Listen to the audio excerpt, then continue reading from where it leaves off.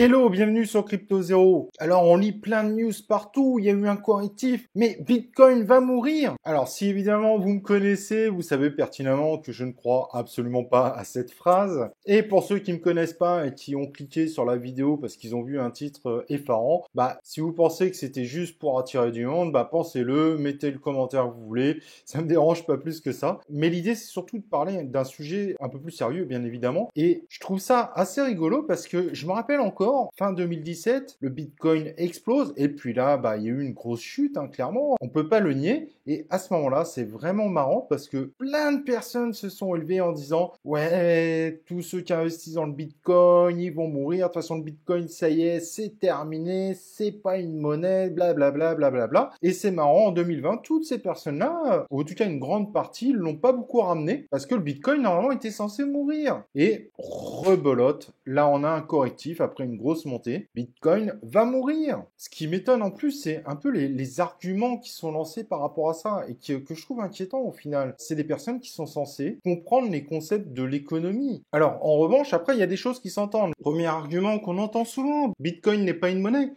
En même temps, c'est pas forcément son rôle. Aujourd'hui, le Bitcoin va plutôt se positionner comme l'or, mais permet quand même de faire un certain nombre de transactions, de faire des achats, sauf qu'on n'est plus sur quelque chose de fixe, contrairement à quand on va dans un magasin. Mais il y a bien des échanges qui se font avec Bitcoin et il y en a des millions. Bitcoin est un outil spéculatif et pas un actif. Ça, pareil, ça se tient pas forcément parce qu'en réalité, Bitcoin ou même toute la cryptosphère, aujourd'hui, propose des capacités de faire du revenu avec ces crypto-monnaies. Donc, c'est un argument qu'on entendait déjà il y a 3 ans, mais aujourd'hui, ça tient plus la route parce que ce n'est même plus vrai en plus. Et pareil, de dire que ça ne représente rien, ça n'a pas de valeur. Quand on voit le nombre de millions de personnes qui récupèrent du Bitcoin, ça a peut-être plus de valeur qu'un Van Gogh qu'on pourrait même pas mettre dans son salon parce qu'on se le ferait voler. Donc, on est obligé de le mettre dans une salle sécurisée. C'est pareil, il y a des gens qui y trouvent un intérêt, mais pas tout le monde. Mais le Bitcoin, c'est quand même des millions de personnes qui ont un intérêt pour le Bitcoin.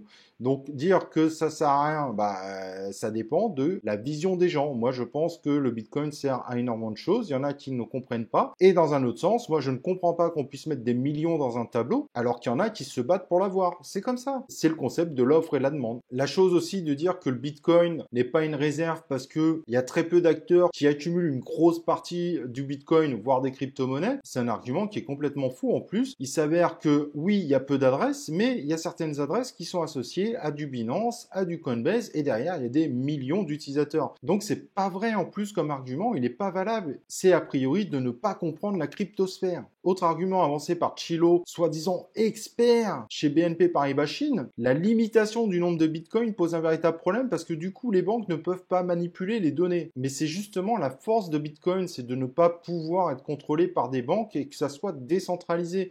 Toutes les plateformes ont leur propre prix. Ensuite, elles regardent chez les autres. Mais en réalité, ça fonctionne pareil avec du dollar. À la seule différence que le dollar, il peut être contrôlé avec des gens qui disent « Allez, hop, on met sur le marché 1900 milliards de dollars pour relancer notre économie », ce qui va créer une inflation. Et c'est vrai que sur le coup, les monnaies comme Bitcoin qui ont un nombre limité de tokens ne subissent pas l'inflation. Donc au final, pour un ensemble de personnes, c'est super intéressant. Et c'est pas pour rien que des entreprises comme MicroStrategy, Tesla, Square investissent dedans. Donc voilà, à chaque fois qu'il y a un correctif, Bitcoin va mourir et au final, Bitcoin et toute la cryptosphère finit toujours par repartir en exponentiel et il y a de plus en plus de gens qui s'y intéressent. Et le plus intéressant, c'est qu'il y a de plus en plus de particuliers qui s'intéressent aux projets qui sont derrière, qui sont de très gros projets. Et le pire dans tout ça, c'est que les banques utilisent de plus en plus la cryptosphère, qui a priori cet expert de BNP Paribas oublie de mentionner. Alors voilà, c'était mon petit coup de gueule du soir, vidéo qui sort du contexte de ce que je fais d'habitude, mais le Bitcoin est évidemment pas mort et il a un très grand avenir devant lui comme toute la cryptosphère. Allez, à ciao, on se retrouve bientôt évidemment sur Crypto Zero.